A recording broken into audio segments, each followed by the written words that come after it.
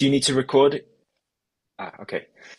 Um, so you were asking if the trio, yeah. So what I what I realized was as I get older is that you see I had this group Graviton, and I was writing music that was increasingly complex, and and the material that I was writing, it meant that the improvising was really um, stifled by the complexity of the material.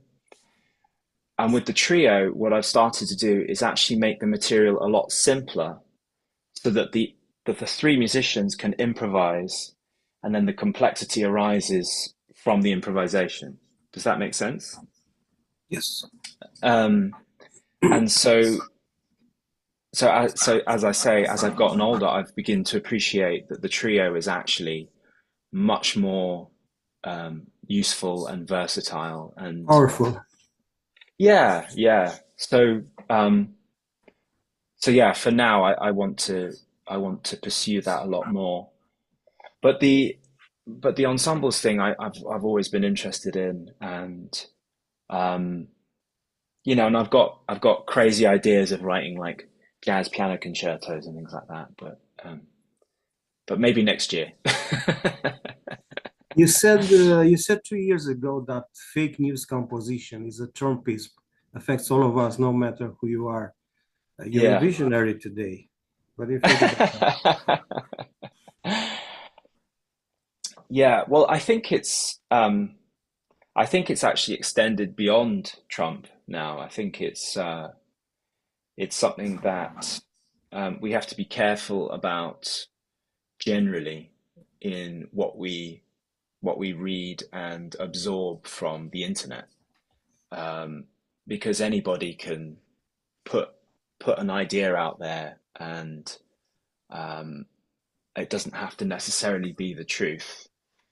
Um, and and now there's this idea about things being directionally true.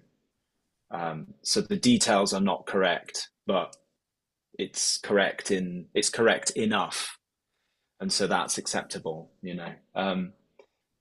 So I think we have to be careful about uh, what we absorb, and that goes on both sides. By the way, it's not just a right wing thing; it's a left wing thing as well. I think we have to be very guarded about.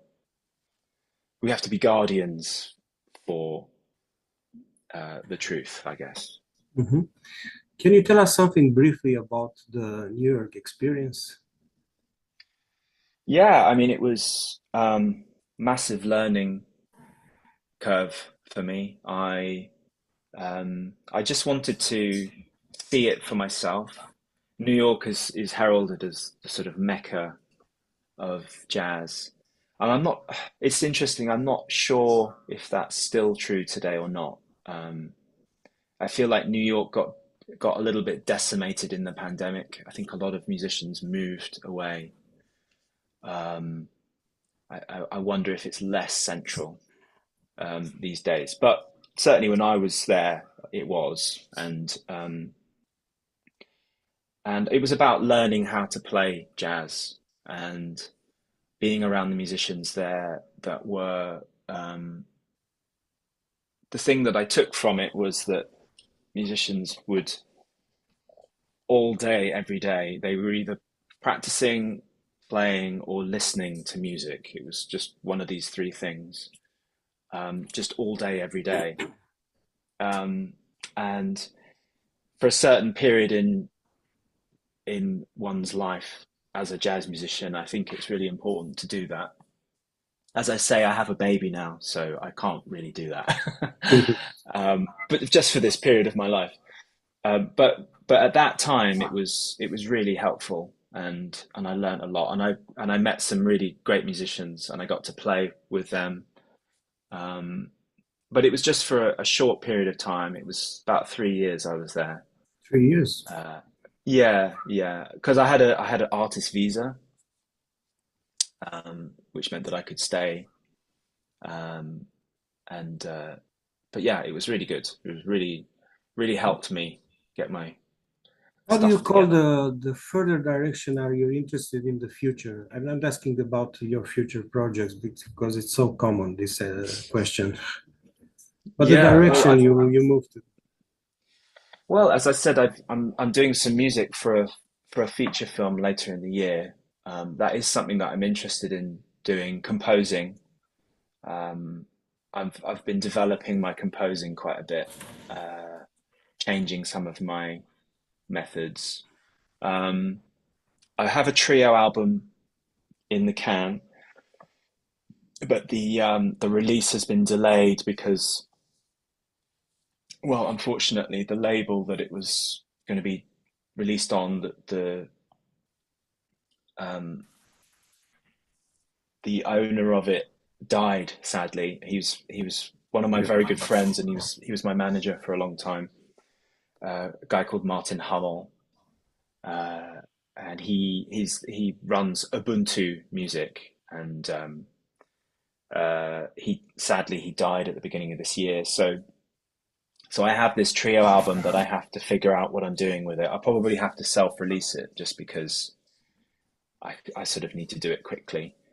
Um, so that's on the horizon, and I'm very happy with this trio. So I think this album is a development on the music that we've been playing up until now. So I'd like to develop that further. Having said that, I haven't done a solo recording in a while, and I've got some new ideas for that as well. So yeah, I think it's just about developing the music that I've been working on and um, continuing with that. But composing, I think, probably will take more of a central role in the coming years. About your former partner in crime, the sax player, how does it feel? I don't remember the name. Jason Yard, Yes, he was sick, I think. yeah, he suffered a stroke a few years ago, and we haven't played since. He's been recovering, um, and it's a little uncertain what's going to happen with that. And that's a shame because I think there's a lot left for us to explore. Um, but until he's match fit, as it were, it's I, unfortunately it has to be on hold. I mean, we'll see. We'll see. I speak to him every now and then on the phone, and he sounds fine. He sounds completely. You wouldn't know that he had a stroke, but I think for the dexterity of his fingers, Mhm. it's not quite back to where it was, and Yes. so but he's recovering slowly. So We wish him hopefully, all the best. thank you, Uh, thank you. We Mr. should come to McCormack, Romania. yeah, would be We great. never actually played in Mhm. Romania as a duo, so it'd be nice to do that. Mr. McCormack, thank you very much for this kind discussion. I wish you the best of luck and looking forward to meet you in Romania on the Black Sea coast, my city. Thank Okay, you very much which once. one? Constanza. You'll be there. Yes, of course. Fantastic, fantastic. Okay, I'll look forward to seeing you there. Thank you very much once again. All right, take care. Have a nice day. Bye. Bye bye.